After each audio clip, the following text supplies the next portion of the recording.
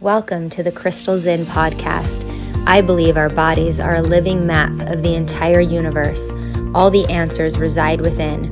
Remember, you are sovereign, whole, and infinitely valuable. And the best gift we can give to the world is our own healing. Join me as we explore holistic tools, spiritual practices, and paradigms that are shifting the way people experience life, business, and relationships. I love to share education on the most recent medical research and cutting-edge technology on anatomy, neurology, trauma, development, and more to give us a foundation in understanding how to align, utilize, and upregulate our physical systems. Ultimately, this podcast is a witness and support to people on their journey of remembering, an inspiration for all of us to keep going, and a reminder that we are not alone. Welcome to the Zinn podcast. Today, I have been looking forward to this podcast for a couple weeks now because it's a very important subject that's been going on in me and my peer group, as well as some younger generations coming up who've been asking me questions about it, who seem to be in the middle of how do I take care of myself as a woman, my holistic health, who do I look to for the authority, and how can I participate in things that resonate with me that are maybe more natural. And I have with me today, Kirsten. Thank you for being here. Thank you. So happy. Yeah, thank you. We had a lovely conversation right before this as well. I'm wondering if you would give us just a brief intro, say your full name so that they know how to say it correctly, and how you like to talk about what you're most excited and what your offering is right now. Awesome. So I'm on a mission to make women's health affordable and safe and effective in a way that's never been done before. And we're starting in the vertical of infertility. But if you have a period or you know someone who has a period, you'll want to listen because we're going to talk about things that no one has ever talked about that will really blow your mind and hopefully get you really excited about becoming the hero of your own journey around your health and not having to relegate it out to other people as much. There's actually quite a bit of things that we can be doing to optimize our own health with some targeted support. And just on me, I was one of the first reproductive acupuncturists in North America. I had the honor of treating over 10,000 infertile couples in my clinical career. I'm a best-selling author of 2 books on periods and infertility, Seeing Red and The Road to Better Fertility. In 2016, I read a study that less than 3% of couples could afford fertility treatments. 3%. Which means 97% of couples who want to have families don't have access to that because of financial reasons. And I cried when I read that. I was really ashamed. We had a very high touch concierge type care and we took care of, a lot of women. But then when I saw that, I was like, I actually haven't helped anybody yet. Like in the big scheme of things, and started trying to figure out how I could scale myself. How could I make like an AI version of myself? And that's what I've been working on for the last 8 years. We'll talk and I can tell you more about it as a conversation, not a diatribe. Yes. Oh, I love that so much. Okay, so we're going to get into all the things, and I have all the questions ready. What I do right at the beginning, just for 60 seconds, then, if anybody has short time, they just want to fast forward the next 60 to 120 seconds, go ahead and do so. But I would encourage my listeners, because a lot of times we haven't had time to stop in any given day or moment and check in. And that just clears all the energetic gunk in our vibrational field. And so if you haven't had a chance to do so and you're in a place that's safe, I just want to invite everyone, me, Kirsten, and you guys, to close your eyes. Take one conscious breath. Ride your exhale all the way to the bottom, down your feet, into the foundation of whatever you're standing on, into the earth. And draw your next couple breaths up from that place, from the earth, through the foundation of the building, through your feet, up your knees, feeling it move through your hips into your belly. These are deep, divine, feminine, shamanic breaths, pulling from the center of the earth through the legs and hips. And maybe just pose any intentions or questions you have today. Why are you here? Why are you listening?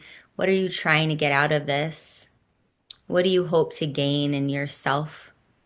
acknowledgement, your self-learning. Fire up your intuition and your sovereignty.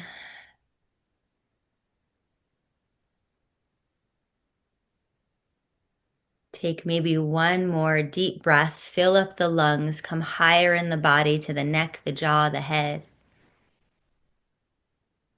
And then exhale audibly or through your mouth.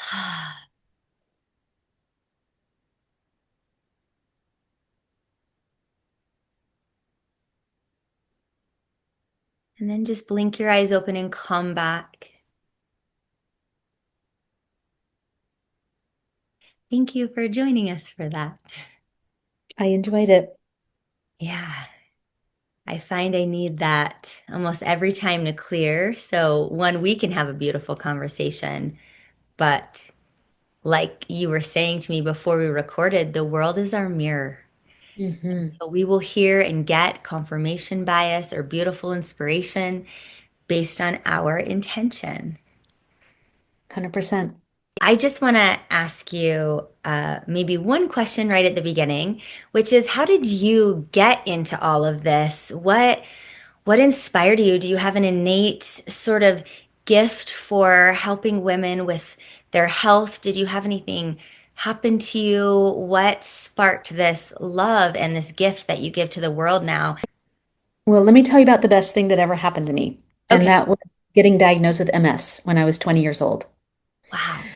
And I say that with purpose because that's a very easy thing to be a victim of.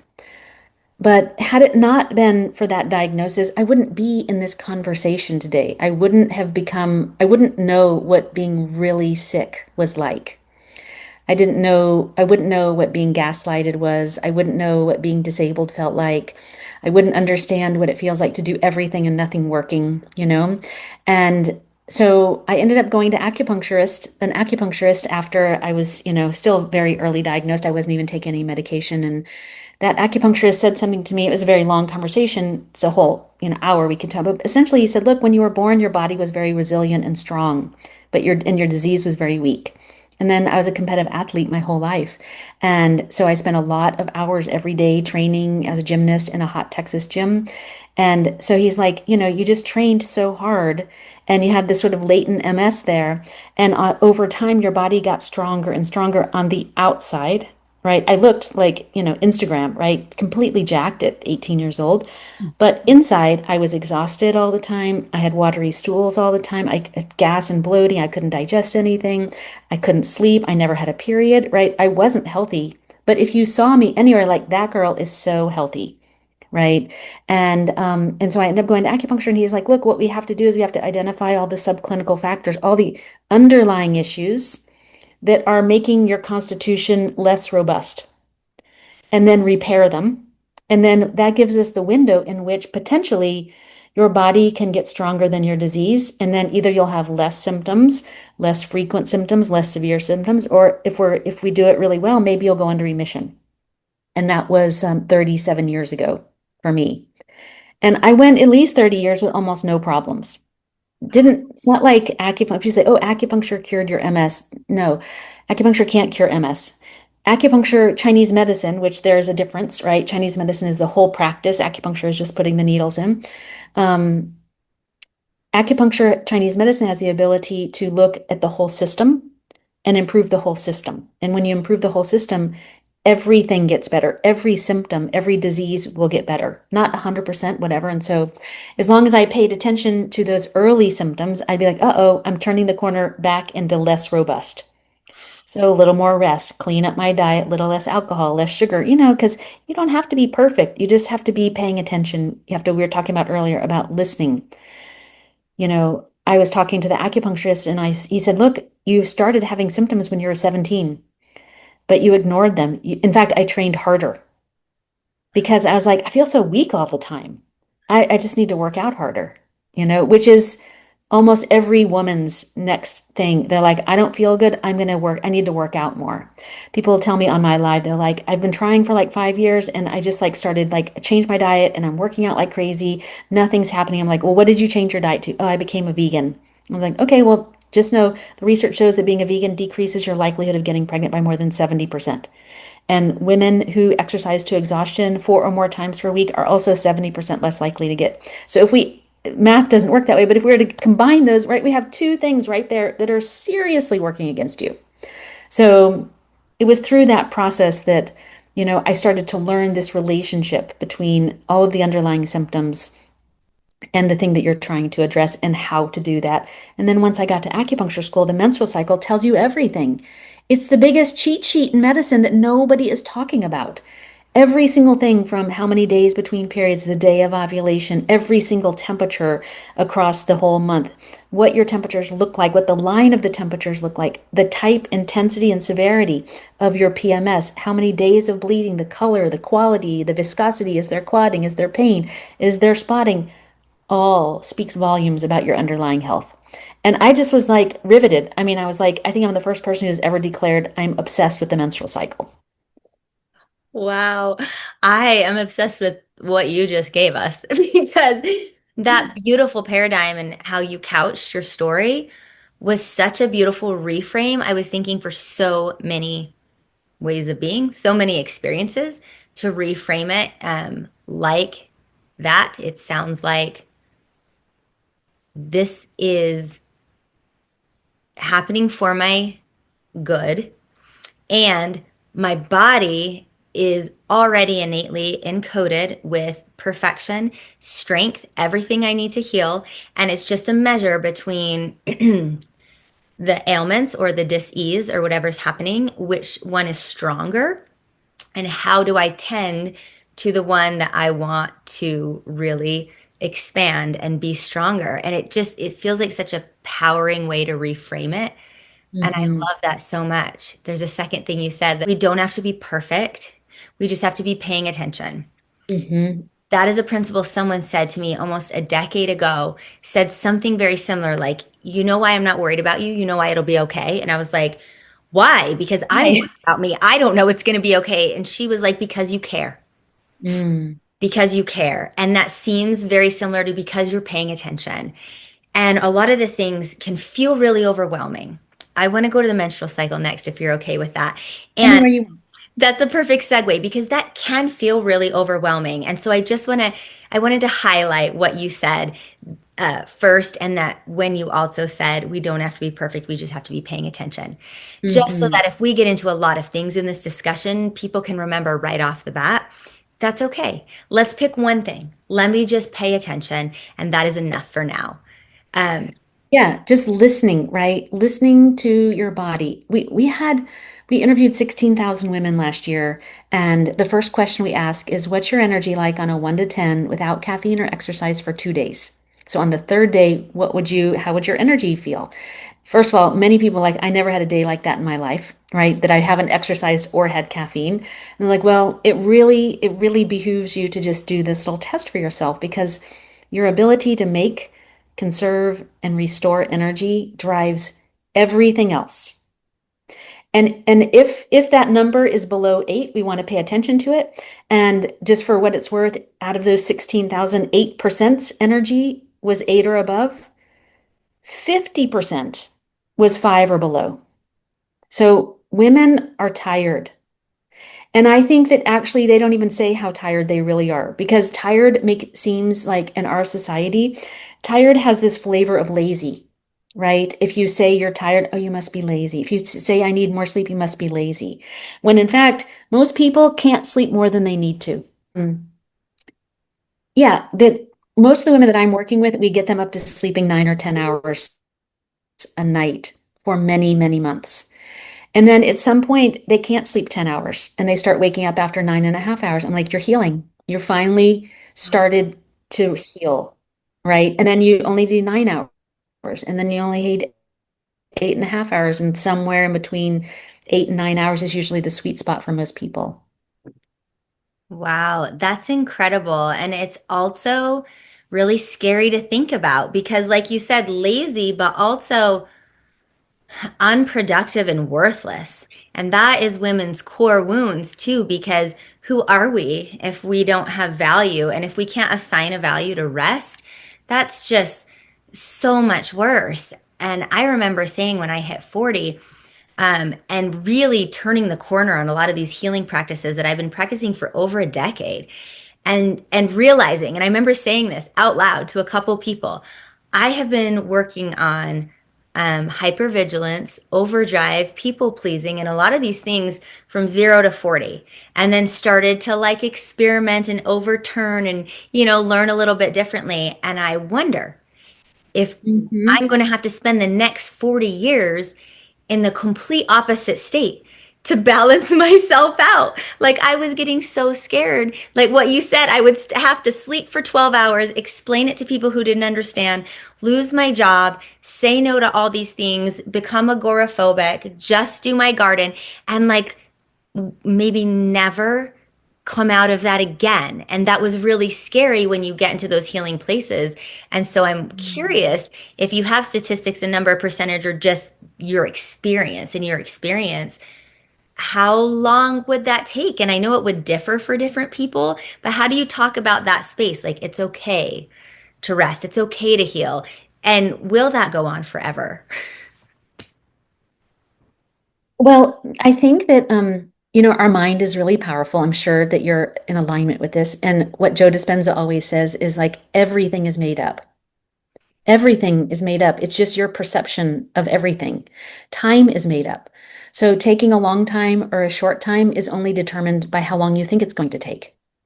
Now, that's depends on how much mental and internal work that the person is doing to, get rid of the limiting. Like when people can't get pregnant, they start becoming addicted to the feeling of I'm infertile, I'm broken. Mm. And if we don't untangle that, then the physical stuff takes longer because the mind is working, the mind, which actually determines everything, is working against us. So even things like I love this game called I stole it from Joyce DeWeck's book Mindset. Um, Basically it's called Okay If You Say So. And this is probably a little bit of my version of it. I can't remember exactly, but so you and your friends, whoever you see every day, your bestie, your husband, your mom, whoever you talk to a lot, you say, I want to really change my mindset. And will you play a game with me for the next 90 days or whatever, 1 month? And so I want to really become aware of my negative or limiting belief systems. And so anytime I say something that's negative or limiting, could you just really sweetly, like with the love of the Buddha, right? It can't feel critical because then it doesn't work, right? Just say, "Oh, okay, if you say so." And that's the trigger for the other person to say, "Hold on, let me try again." And then they just think of whatever they were feeling because it's not about stuffing feelings.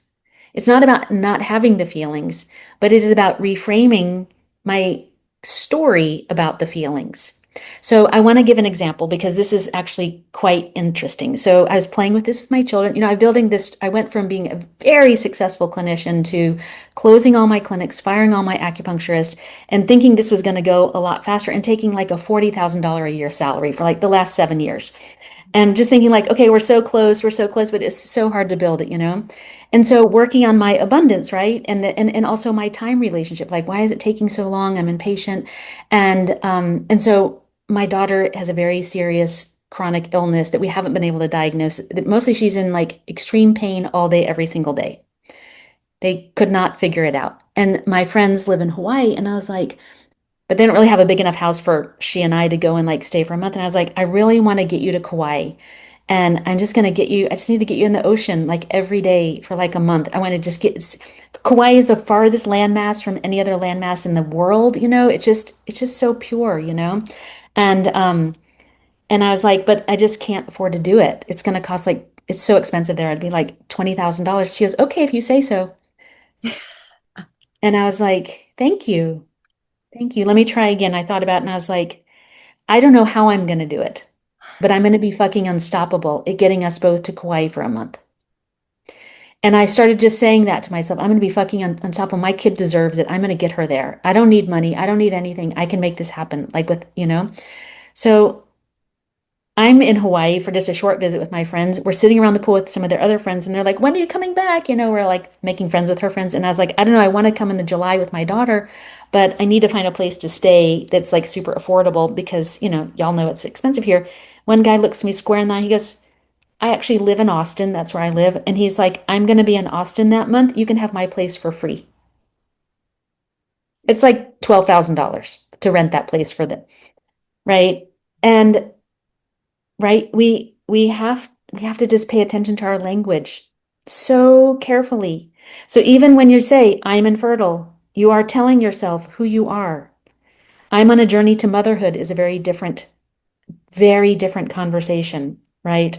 Mm. I'm a journey to learning about my most fertile self, right? It doesn't matter what you call it, but there's a big difference in I'm infertile.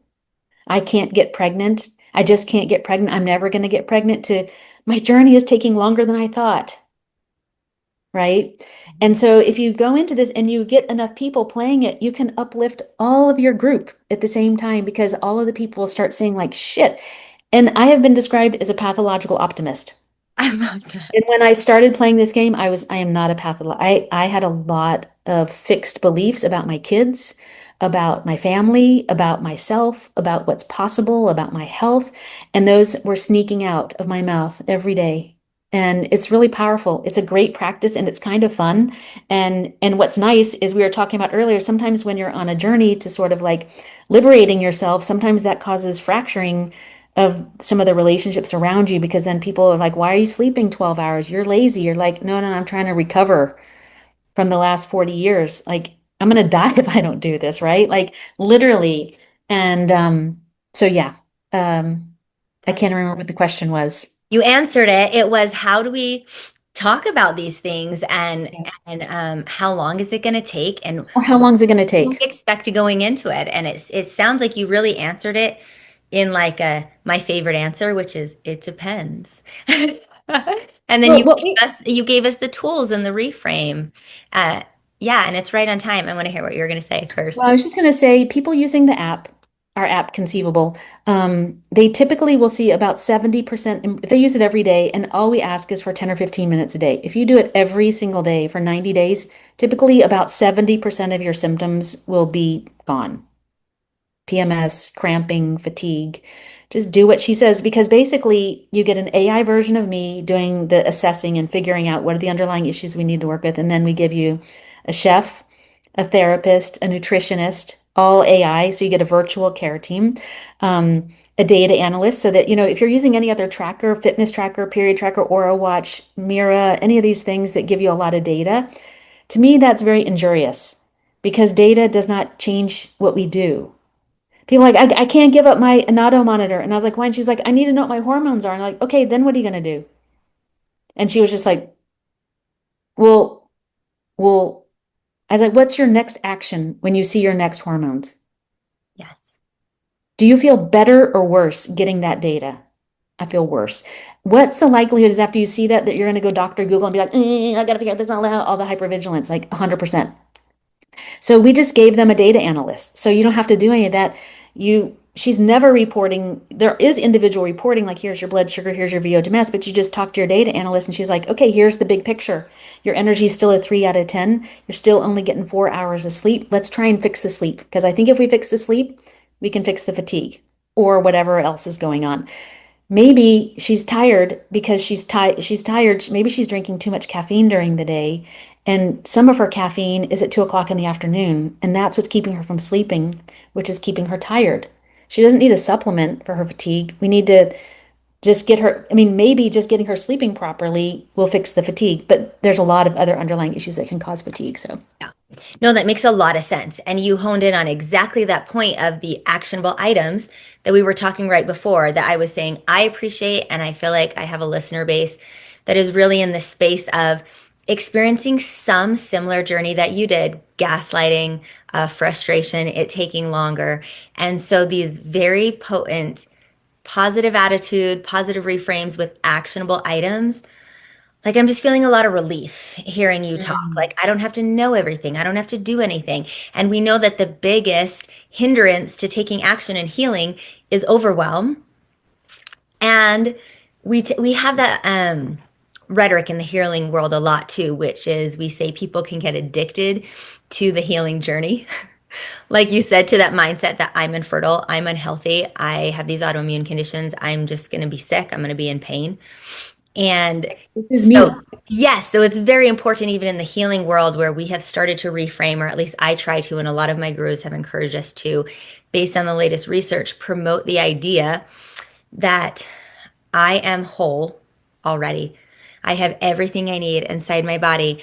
And yes, I can talk about it in a nuanced way that I may be on a journey to fertility. I may be on a journey to upset some of these unconscious mind stories. I'm on a journey to understand my cycle and understand what that means for me in every stage of life. And I will weave and bob as it comes up. I'm on a journey to health. I'm trying to find resources and ways to make it easy for me to participate in these health practices that I'm drawn to, but I don't know how. Like your Hawaii story was so beautiful. Even just the honesty and saying, I don't know how, but this is my deepest desire and I will accomplish it. I think is so beautiful. And so I just wanted to kind of mirror that back so that people heard it twice and really pulled Hmm. out that potent medicine is yes, what you're doing, but the message, I think the way you're doing it is why you are going to be so successful and you are so successful and it's going to help so many people because there are people doing this not in this way. And I think that is hindering the access points for us because the first thing when I was, listening to your messages and watching your videos and all these things is I was like, something is making me drawn to this and feel like I could actually do this. Like this is accessible. Mm. Here are some answers. Whereas I notice like that hypervigilance and looking it up, like you were talking about, it feels really overwhelming. And one of those points is the menstrual cycle. And so I'm sort of in this journey now of perimenopause and taking care of my body and myself and what's best for me in the transition. Is it more rest? How do I talk about it? Those type of things. And looking up what all the things mean without a guide does feel really overwhelming. And so I'm wondering if there's some pieces you're like, yes, here at the surface level, there are some very practical, awesome advice and pieces I think women should know. Are there anything things on that list? Like my questions would be, if I see this, if my period's really heavy, really dark, if it's short, if I get a couple of these things, what could I either quickly do or assume about myself without feeling bad? Like, what's the listening? What's the looking? How do I reframe? I'm just asking you to fill in the Yeah. blank of the things that we would wonder all the time. So I think this is such a good question, and people ask a version of this. My publisher asked the same question, and it's a little bit hard to answer because it's not linear and Mm, it's not the same for everybody. So, if you like, oh, my periods just got really scanty. Well, if either I was talking to you or using the app, which is talking to the AI me, then she would try to figure out why. So in order to know what to do, we have to understand for you, you might say, well, it's perimenopause. I'm like, well, maybe you also just started doing CrossFit, or maybe you just became a vegan, or maybe you've been really tired and you just haven't been eating very much because you were really stressed. And it's actually the stress that is causing the scanty bleeding, not because stress causes scanty bleeding, but because the stress is impacting appetite and digestion, which means then we're not extracting the nutrients to make marrow, to make blood, to make a lining. If we're over exercising or overtraining, we're consuming it. Every time we lift a weight, our muscles need to be restored with oxygen and nutrients from our blood. So we consume a lot of blood. That's from Chinese medicine, not, I don't know what Western medicine would say about that. And so people say, how do I fix my low progesterone? I have a 60-day cycle. How do I fix that? I don't know. I will know how to fix it if I can talk to you, but I can't give you a one-to-one answer. If I want to back up, and you didn't ask me this, but I think this might help people to have some clarity. First of all, what our doctors are telling us about what a normal period is a period that is absent of any diagnosable disease. And it's pretty bad, right? They give you a lot of margin before they're like, whoa, that's a problem. That period has not been shown in the clinical data to be optimal for fertility. I think that we should go use the guidelines for optimal fertility is also the guidelines for optimal health. Again, you do not have to get 100% of the way here, but instead, what I would encourage you to do if you want to kind of DIY this is here's what I consider to be, I call it a conceivable cycle because this is where when I'm working with people and they get close to this, they get pregnant and stay pregnant for the most part. Not always, but significantly higher percentage, like in the app, 260% more likely to get pregnant. So exponentially. This is if they got 60% of the way to what I think is optimal. So the first one is your energy on a 1 to 10 is 8 or better. Because again, if that's not working, nothing else that I mentioned will work until we figure out why they're fatigued and fix it, not using supplements, like not just giving energy drinks or caffeine or even like adaptogen coffees, right? There is a reason, and it's usually related to lifestyle. Then we want to see 28 to 32 day cycle. Why is this so important?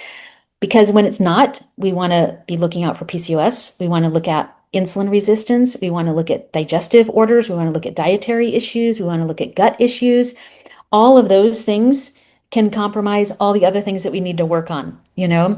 And so we want to be able to make sure that the person is really able to use food, break it down, convert it into the resources we need for reproduction, and then rest, right? Can you fall asleep, stay asleep, and do you wake up rested? And then the last one is, 28 to 32 day cycle. The other reason for that is when you have longer than 32-day cycle, you have a significant decreased likelihood of getting and a really decreased likelihood of staying pregnant. People don't know this. They're using fertility monitors to capture ovulation that's really late or predict ovulation. You never need to spend another penny on a fertility tracker or monitor. I have a fertility app, but it's not a tracker. It tracks, but then it tells you what to do to fix it.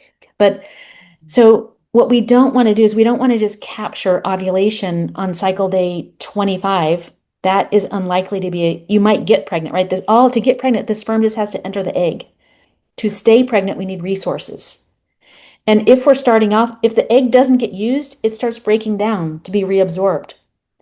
And this is why my problem with fertility monitors is they should have a pop-up when it sees you have a longer than 30-day cycle. It's like, hold on, before we try to get pregnant, let's try to figure out why is this cycle so long or so short, like less than 20 days or 21 days is also actually it's less than 26 days is also going to cause problems. So we want to identify the why for that. Then you have ovulation, you have good cervical discharge, your temperatures after ovulation within a couple days get to the 98s and is every single day and stay there. That tells us there's enough progesterone. And then once your period comes, listen to this part because this seems like a unicorn. It's only 4 days long. You soak a tampon or a pad about every 4 hours, not more or less. There's no cramping, no clotting, no spotting, and no PMS beforehand. That is achievable for at least 85% of you by your own hand, like with a little bit of help and direction, figuring out like, so what you want to do is you want to look at the potholes. You're like, oh, okay, I think I have an energy issue. This is what it does in the app, right? It tells you have some energy issues, you got some blood issues, got some temperatures issues, you got some stress issues. Okay, and then starts making a plan to repair those things. And then what you see is it starts becoming like the virtuous cycle is kind of broken, right? If we can't make energy, there's no resources to make blood. If we can't make energy, there's no resources for making hormones. Yeah. There's no energy, we don't have energy to regulate them. And you start unlocking them with just a little bit better food, a little help with gut, all those things, and the cycle starts to work on the mind at the same time, and it starts becoming quite robust. And so, my advice is to stop looking for a one-to-one relationship, like, oh, I have a scanty period, what should I do? That is unlikely to fix the real problem. That scanty bleeding is actually a reflection of something else. And that something else is actually the problem that we need to solve for if you're going to stay pregnant. Oh my gosh, I love that so much. It sounds like we can use our cycles, our flows as the messenger. It's basically every month giving us this messenger. And what amazing blessing. And how cool is that?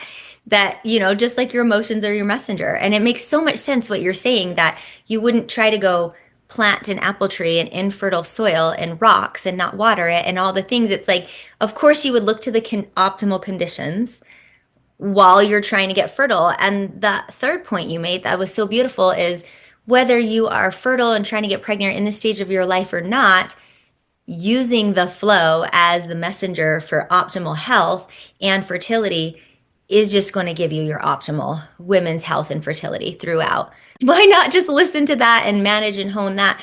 And that's kind of what I was pulling out too, because as you were talking, I was thinking, what do we tell our daughters? Because that's another space a lot of me and my listeners are in, are having daughters in this space now. And I was thinking the way you said it is how how would we talk about this to our daughters about you have entered this stage of life, you will be a woman for all these years and you will have to manage your health through it. Give them this tool of looking to their flow and then looking as that as the messenger and looking to all those factors that you mentioned to just continue to manage to keep yourself healthy. Things you gave us, the sleep, the hormones, the workout. I think I was listening to one of your videos the other day about, of course, using all your energy to work out. Things like hot yoga and CrossFit or whatever is depleting your body of some of that energy and resources to keep the egg alive and stabilized through that. And that is something I see a lot in my world. The intense working out, the hot yoga, the all of these things. And Mhm. that sounds like what you're saying is the viability of holding on to the pregnancy is going to decrease if you're doing those things. Well, if you just look at two things, you can determine some people can tolerate doing very extreme exercise, but you want to have energy that's above 8. We need enough energy in the tank to do the workout. Mm. Because if we don't, we're just using adrenaline, and that is so inflammatory, right? Because so like I'm a little bit tired last few days. And so if I was like, okay, I'm going to go to CrossFit and I start driving to the gym, my nervous system, my body's like, oh shit. It's like the dog to the vet. They're like, oh no, we're going to CrossFit. I'm so tired. What are we going to do? Oh, we'll just go rob the adrenals for the next hour. And then what would happen is I would feel so good after that workout because for the first time all day, I have so much energy. And I'm like, oh, this exercise is doing something really good for me. When in fact, I've just drained the adrenals. Soon I'm going to be full of cortisol. It's going to disrupt my sleep and it's not useful. But what you can do, and you want to look at heart rate variability too. So your energy level, and you want your heart rate variability above 80 before you start doing intense exercise. And then you want to check your heart rate variability when you wake up in the morning, do your workout. Did you recover by the next day? If you didn't recover, that was too much. We Oh, want to stay out of flight or fright, right? Every time we go into flight or fright, when the heart rate variability gets low, we go into flight or fright. That means just full on gasoline, adrenaline. mm. I have MS, and I was in the hospital last year because I had sudden blindness. And I was on 6,000 milligrams of steroids intravenously for a whole week. They don't fool around with it because you can be permanently blind from MS and you get any vision changes and they put you in the hospital and they start. And, I don't hardly take any medications, but when I'm talking about my eyes, I'm not playing around with it. So, but when I got out of the hospital, my HRV, my heart rate variability was 6. And again, 100 is ideal. I stayed in flight or fright for 3 straight months. Three straight, every time because the thing that I use to check my heart rate variability tells you what percentage you are currently in flight or fright, rest and relax, it's parasympathetic, sympathetic nervous system. Mhm. And I was like, what the hell? I am in flight or fright every day. So one day I was like, all right, I'm going to have a spa day at home. I'm going to give myself acupuncture. I'm going to do an hour of breath work. I'm going to do meditation. I'm going to do some very gentle yin yoga, like floor yoga. I'm going to like order in some good food. I'm going to drink wine and I'm going to watch Netflix. Like, I'm going to just cool out the whole day. I'm getting myself out of, no, still in flight or fright. Wow. They're just, you just get so blown out that one day of everything won't even pull you out of it. And so that's why we want to pay attention to that because you were talking about earlier how like, women kind of have to be a particular way and it takes a lot of energy to sort of put on a happy face. And I just have found that so many women will say, like, when I say, how stressed are you? They're like, not that stressed. I think that they're actually not quite in touch with their bodies enough because they're just trying to stay alive. And so then I'm like, well, what's your energy? Oh, it's not that good. It's like a 3 out of 10. Like, okay, which really means it's probably a 1. Let's see your heart rate. Oh, it's 18, right? That person is stressed. Yeah. They are really stressed. And so then when I say that, I was like, I don't know, I'm not saying you're a liar or anything, but things should match up, right? Mhm. Not They stressed. don't know. They don't know what that means. That's what they are thinking, and they have been taught that that is normal. You are not stressed doing all of this. Yes. And so then we have to teach them. It's like, well, just, after, like at lunchtime, I want you to think about your exchanges at work and how did you feel when those things were happening? And also, what do you worry about? That is a way for people to sort of start to uncover what you might be really stressed about. Even in the app, I tell people, like, you don't have to, like, you might think, I'm not stressed today. And you're like, if I was just spend 5 minutes with her. And you're like, if I was worried about anything, even a small thing, what would I be worried about? You know? And like tomorrow, I have a lot of interviews, and I'm like, oh, I hope I don't burn out and get too tired. Well, get in there and talk about that, because if it's processing in the back of your mind, it's causing stress to you. And if your heart rate variability is low, your resilience to that inner talk is not high. So even your resilience to your own, shit talk, as I like to call it. Mm-hmm. So what do you recommend when a woman finally sits down and realizes there are all of these feelings unfelt and things unsaid, and what they are correlating to normal is actually unhealthy stress in their body? I just say, like, you just want to process it one way or the other. So the DIY way is to get a journal and just spend, it doesn't have to be fat. I mean, it doesn't have to be long. You don't have to, whatever. You can just write in your journal about, like, this is really pissing me, just a pissed off journal or a worry journal or what, you just ask yourself, like, am I worried? Am I mad? Am I disappointed? Am I discouraged? Like all the, whatever the negative feelings are, and just write about them. I don't like to write because my hands is a little weak. My hands are a little bit weak, so I might voice record it Mm. and just talk it out. Like while you're driving, just put your voice recorder on your notes, and you can just delete it if you don't want anybody to see it. If you use the Conceivable app, you have like a little therapist and she can talk back and forth with you. I Cool. like that even better, but there's plenty of ways you can do it for free on your own. What you want to do is just start checking in. Like I just say, like lunchtime and dinner, I'm like, what have I been thinking about and what feelings have I been having?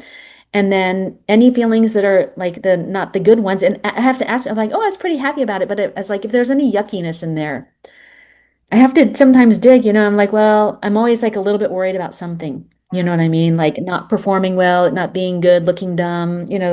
My coach always says everyone is driven by two things, looking good or avoiding looking bad. And it's really true. You don't know what's motivating you. It's like love or hate, but that's a kind of love or hate for yourself, right? Like try to look good or avoid looking bad. Absolutely. I totally agree. I was thinking, I can remember a couple periods of my life, but for sure when I was a single mommy, younger in my 20s, that I think I was in fight or flight for like a good 4 years straight. And and fortunately, I was teaching yoga through it. And so I feel like there were small windows of like your wine night where I was like, and there's a couple moments, but that wasn't enough to overturn, like you said, the robustness of the system for being stronger than the stress. And Yeah. and that's where my healing journey really began, because it sounds like what you're saying is pay attention, like you keep saying, listen, and employ some tools to now begin to combat that. Journaling being one of the best ones out there, honestly. That's sort of the realm I work in, because I feel like that was my baby first little re up into that world. And then my second step up, where I really started to embody and learn some of those things, is what you're saying is when I had my last baby almost 8 years ago, 7 or 8 years ago. I lived in fight or flight. That it was hard to get pregnant with her because I was in fight or flight leading up to that, because we heard my husband was getting deployed. He lost his job and he got orders. Um, and so we were trying to get pregnant. And then the stress was on because we were trying to get pregnant before he left. Yeah, that's a lot of pressure. So it was like fight or flight, and we ended up, but I think I lived in fight or flight that whole time, the whole pregnancy, and that Mm. baby was breech and wouldn't turn around. And I think it was 100% because I was in fight or flight. And I had those brief moments like you're talking about. I went to an acupuncturist, but none of the things were enough, like you're saying. And once Mhm. that baby was born, I guess my point was that's when the final like awareness and realization that you're speaking to, realize this, pay attention, use these messages, and then make a change. Get your app, DIY it, but actually put some attention. And that was, I think, my biggest step in actually paying attention and making those changes. And that next year is kind of why I asked you the question about do people ask how long it takes, and what's your take on that? Because that last year I felt so bad about myself, because when I entered this journey of taking care of yourself for the first time, it actually did come along with a lot of shame, right? A lot of restructuring values, a lot of sleeping in. My older daughter, I think, as an anecdotal story, came home at the end of the year with something like 47 tardies. Two. And her dad was just berating me about it, you know? And so it is a difficult journey for women to go on what you're saying. And I think it requires this radical optimism and reframing, which is why you're such a gift to the world. And thank you for doing it. Because if I think I had an AI Kirsten in my pocket, that would have been different. I had PPD, I worked through it. It was a difficult digging for those 6 months to stick with what you're saying, which is I was saying, I will do this. I will do this naturally. I will figure out my health. I will sleep. I will do these things, even when the world and even people close to me are shaming me for it, because the world doesn't always still respond to all of that beautifully. And so Like I kind of almost want none of to them do. Yes, I kind of wanted to share a little bit of that with you because that took about 6 months or a year for me to really get my sea legs, my little baby giraffe legs, strong enough to feel the results and stand in it and be like, I was right.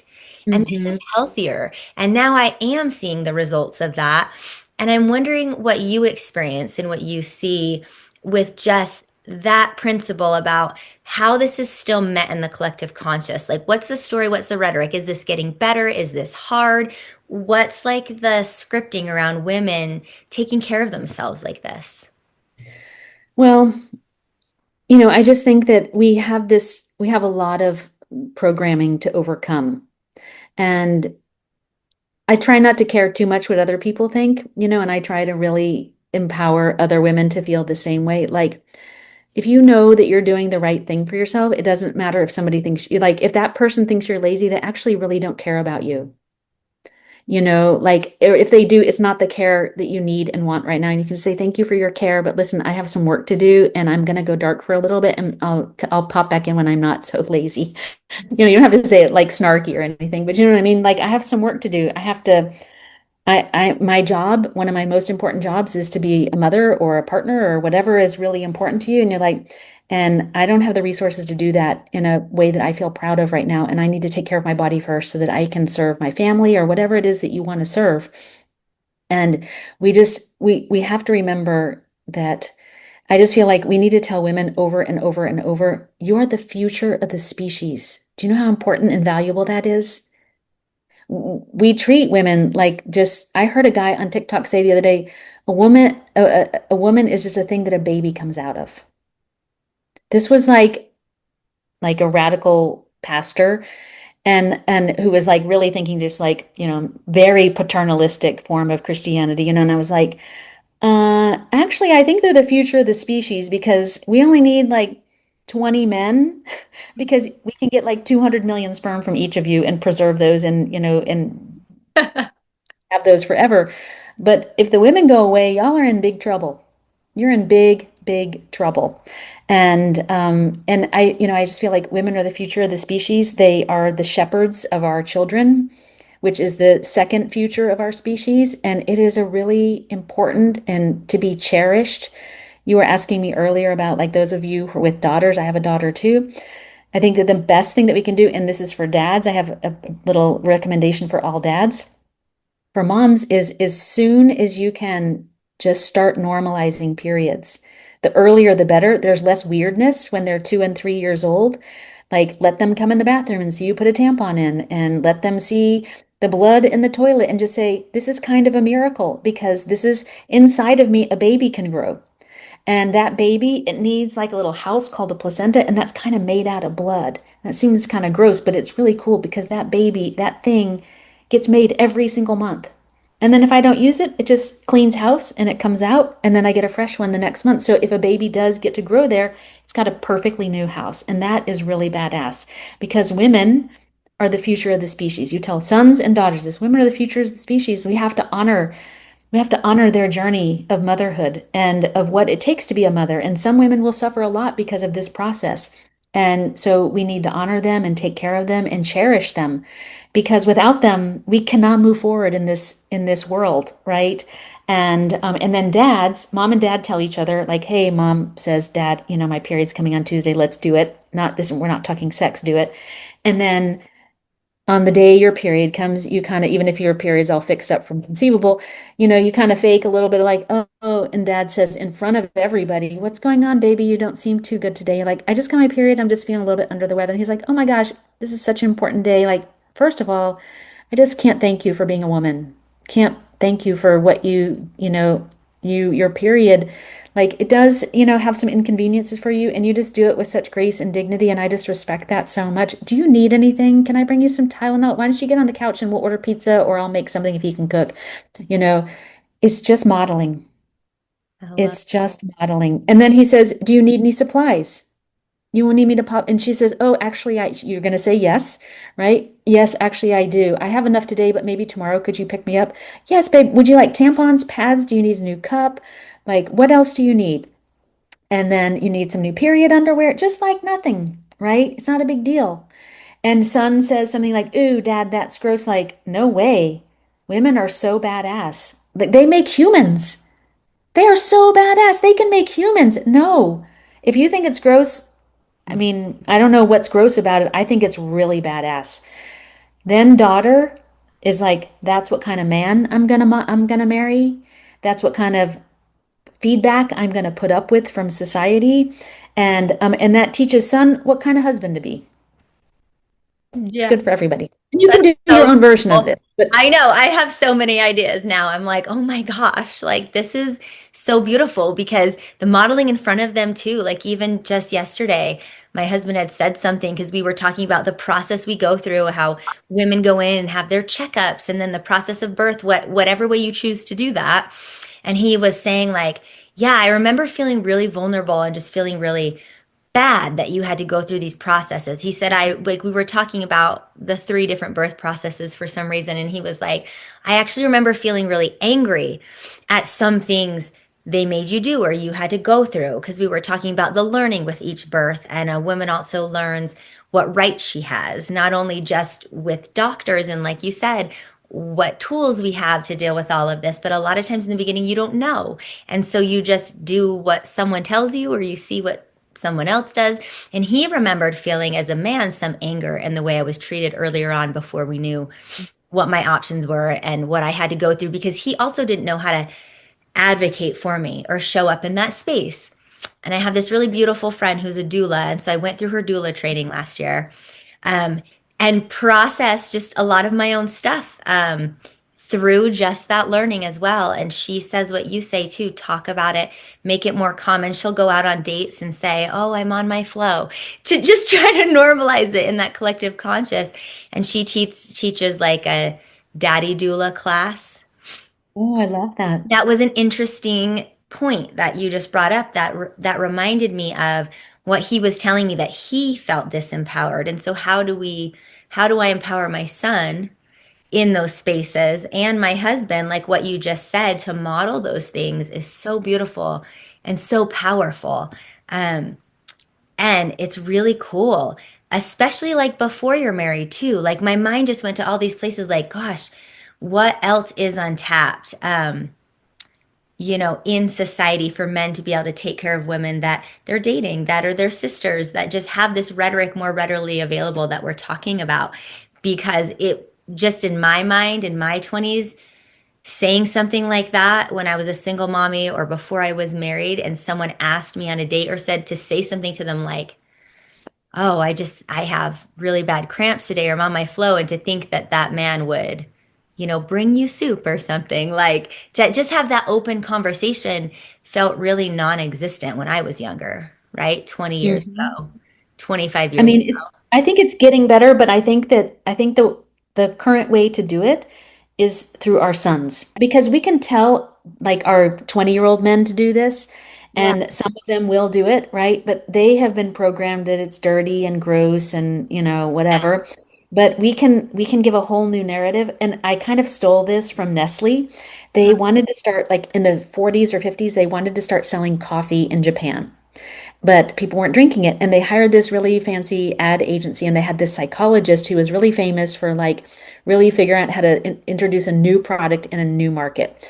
So this guy goes to Japan, and what his normal thing was is he would do regression hypnosis with them to find out what their earliest memories were about the thing. So he did this with Japanese people, and he came and he's like, we have a real problem. He's like, no one's ever had coffee in their life before. So, you can't enter, it's really hard. You have a big barrier. And so then what do we do? And they're like, make a really flipping delicious coffee candy and give it to kids. And in like 10 years, everybody was drinking coffee. And so, I just remember that. It's like, well, let's set the earliest memories about menstruation is really positive Mm, that's so that we just beautiful. start overriding.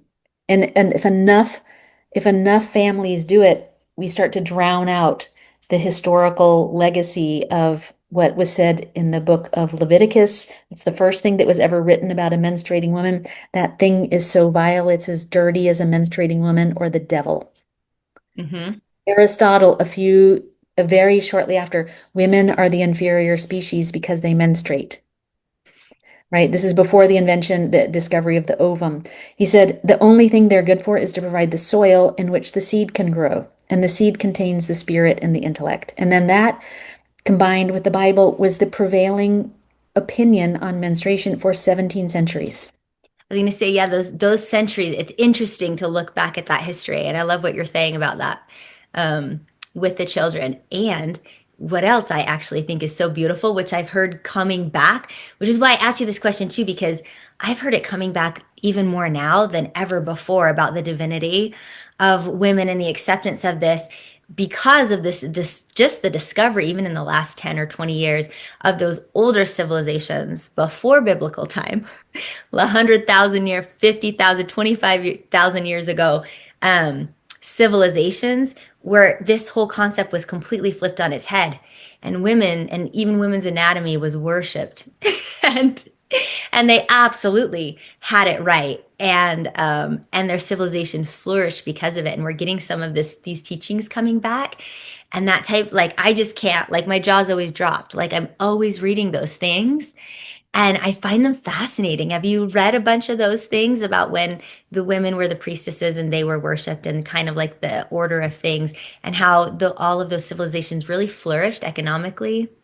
Um, I think it'd be so interesting to see what would happen if just for like one presidential election, if only women ran the country.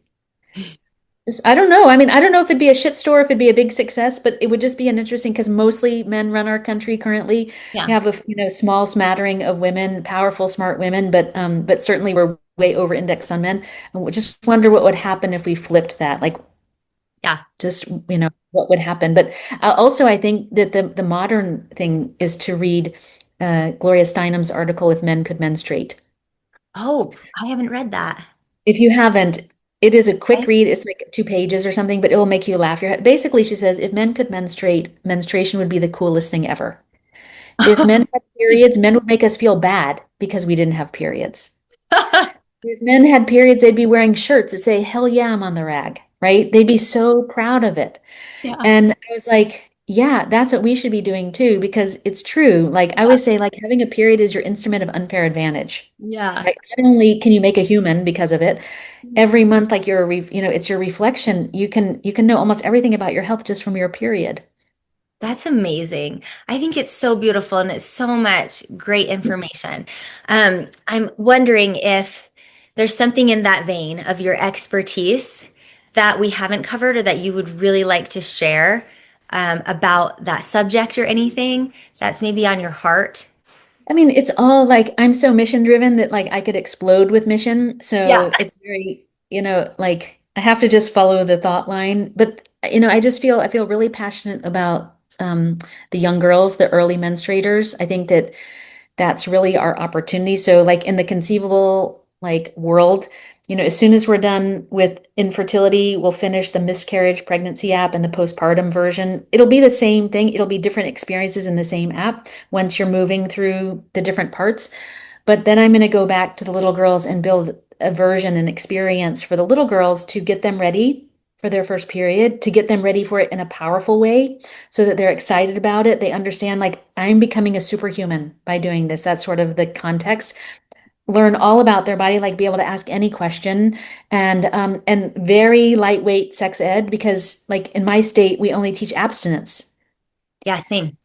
So, on my other TikTok, which is about periods, on my lives there, TikTok, you can't really talk about this, but they would say like, like like what's first base, what's second base, how do you know when you should make out with a boy? And we can create classes that will be very, very neutral and safe, like not going to be teaching people how to do any, crazy stuff, but just very basic anatomy, physiology, functionality, and how to stay safe, right? Because I don't think that we are doing a good enough job educating our daughters about how to be safe from sexual predators, from human trafficking and those things like that. I'm always sending my daughter like, oh my gosh, I just saw, and she goes, Mom, I already know all these things, but I I love just thought that, like if you come out, just an example, if you come out and there's a zip tie on the handle of your car that. Huh? or on the rear of your car, that means that's what traffickers do.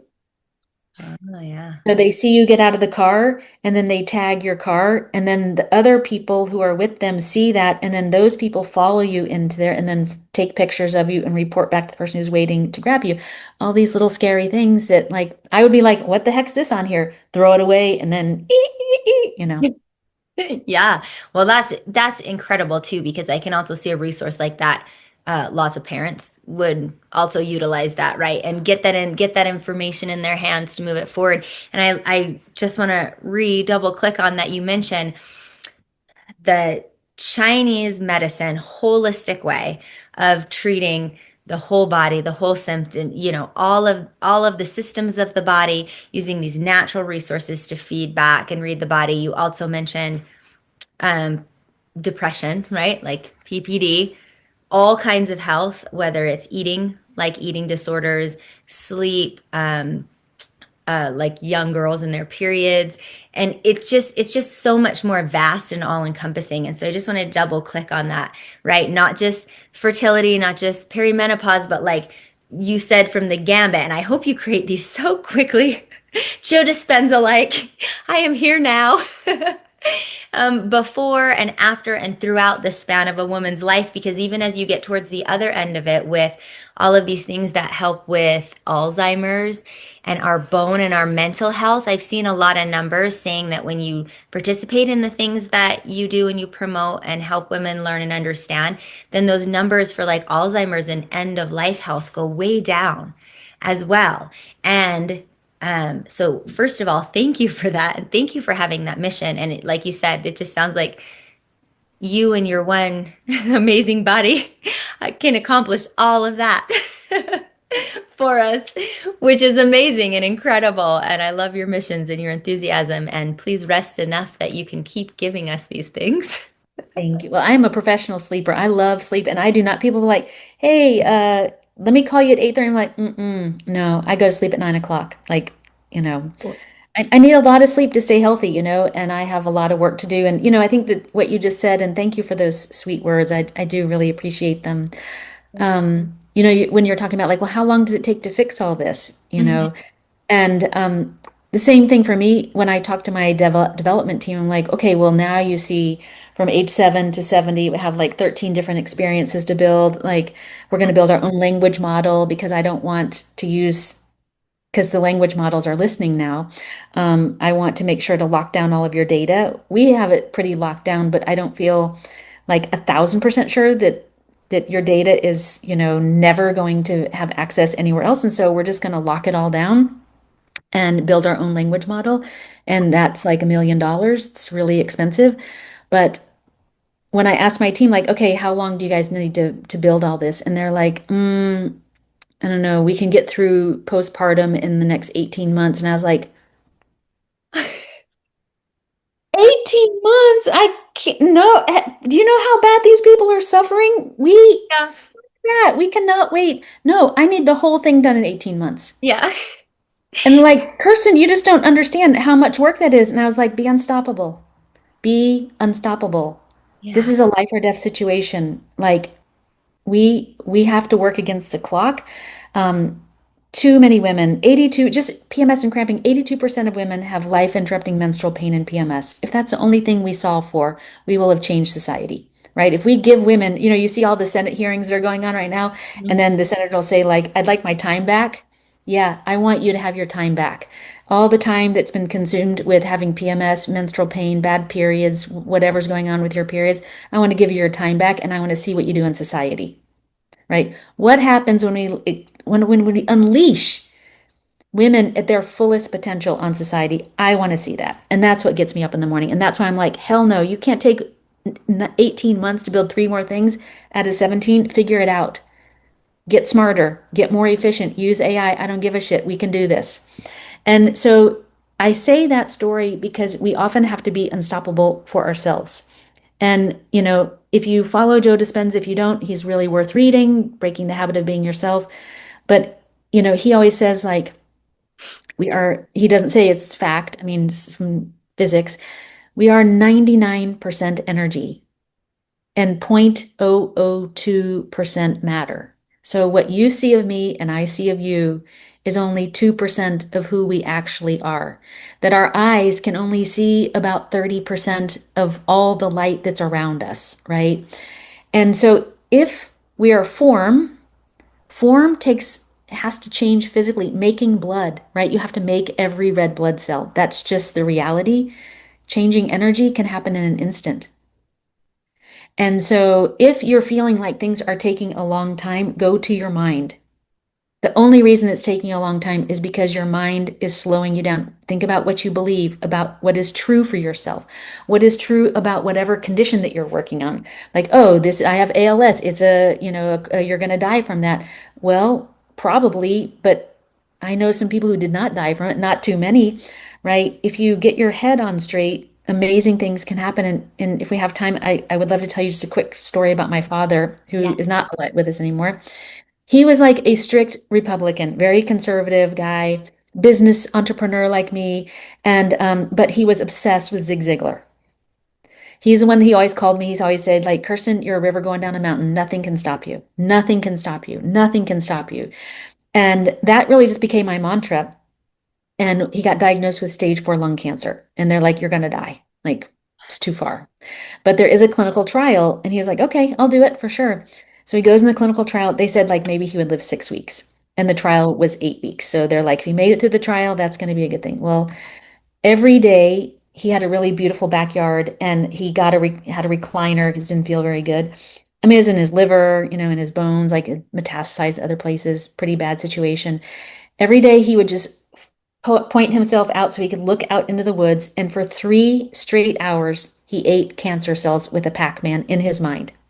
So literally, he just imagined cancer cells, and he's like, wonk, wonk, wonk, wonk. He even made the sound to him in his mind. Wonk, and if you would come in and say, Dad, Dad, Dad, he's like, hold on, I'm working. And he would just sit there, just looking out, and you could just tell, very focused guy.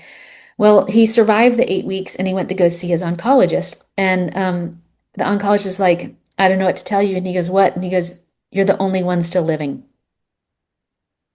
And my dad was like, what? He goes, not only that, your cancer cells have decreased by 96%. And basically, you beat it. And he says, we're going to let you rest from the treatment, the chemo for like 6 weeks. And then we're going to come back and do a little bit of radiation. And I think you beat it. And my dad was so happy, of course, and proud. He's like, I told you the power of the mind, whatever. And then he stopped doing that. And then he died 4 weeks later. And he was so mad. He was like, I was at the 1 yard line and I stopped running. And then now, who knows, right? Who knows if it was Pac-Man eating that killed his cancer, if that was just the exact right drug for his body, there was no way we'll know that. But it really did solidify for me that our minds are really the biggest untapped resource. In fact, even when we did the pilot looking at the efficacy of the Conceivable app, wanted just to see, like, we compared 105 infertile women coming to my clinic, seeing me twice a week for 4 months, and 105 infertile women just using that no human interaction. And afterwards, like, our team was like, well, what was the thing that got them pregnant? And I was like, it's not going to be one thing. That's not that it's exactly the secret sauce of what we do is it isn't one thing. It's a systematic approach to the whole thing. And they're like, well, let's run a regression analysis anyways. And we did. And they came back and they're like, this is unbelievable. Almost every intervention that the app could recommend ranked equally on importance for outcome. Diet, personalized Chinese medicine, like exercise, everything except one.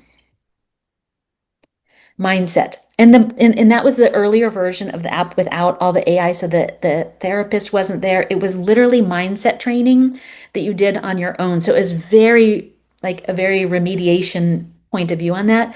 But the more the women participated in those activities, they had a 5% higher likelihood of getting pregnant. Mm. So Wow. don't discredit these things that seem like fluff, breath work, right? Meditation, yoga, like any mindset work are really the more the faster you can change your mind, and it's not that easy. I that's a limiting belief system. It Mhm. can be very easy, Yeah. right? Repetition makes it a lot easier. It really makes it a lot, even if you just write down 3 affirmations every single day, but do it 5 times a day, but you have to feel the affirmation, right? Saying it, I am healthy and whole, it doesn't do anything. You have to, the best way to do it is if your 3 affirmations, imagine what your life looks like when those 3 affirmations are true and really imagine it. And you're like, you don't even need the affirmations. You can just be like, I feel so whatever.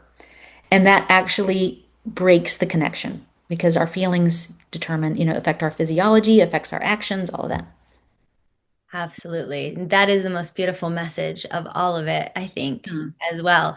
And it ties everything back in to what you said at the very beginning, which is pay attention. Where your attention goes, energy flows, and this just holistic, all encompassing, positive uh, just intention and embodiment that you carry with you, that's in your work and in your words and in your message. Early on in my Reiki trainings, 2 decades ago, my teacher said, as I said, I can't, what if I can't get my hands on clients, or, all these things. And she says, whatever your embodiment, your education, your training, the energy you're working with, it weaves in your words and it's in everything you create. And that reminds me of you, because you embody the mindset and the positivity, and it's in everything you're saying. The way you move, it's in all your creations, and I think that's so beautiful. I just want to thank you for that, and thank you for your time, and thank you for that heartfelt message at the end, and all the tidbits of resources that you gave on here, but also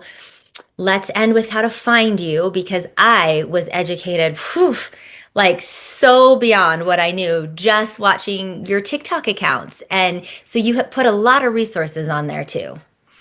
Yes, lots of things there. I have 2 TikToks. One, your fertility expert.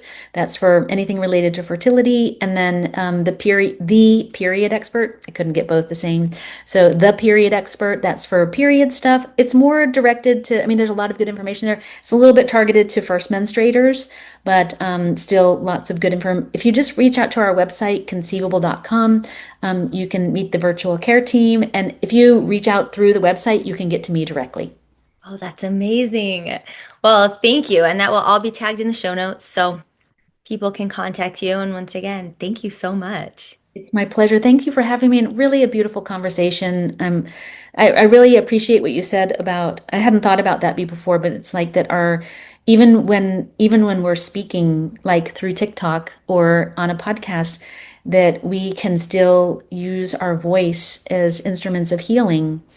That, to think, I don't know why I would think that my voice, I don't think anything's separate from anything. So I don't know why I would separate my voice, even if it's a recorded voice, would have any less impact. So thank you for bringing that up, and just you have such a lovely energy. It's been really nice communicating and having this conversation.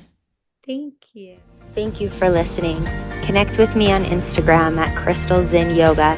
Subscribe on my website at crystalzinnyoga.com to receive tools and practices for your holistic journey, and to be the first to know about offerings, workshops, trainings, and retreats. We live in powerful times that require courage, bravery, compassion, authenticity, community, and grounding. You're not alone. Check out my free content, classes, and meditations on YouTube under Crystal Zinn Yoga, and have a beautiful day. Sat Nam.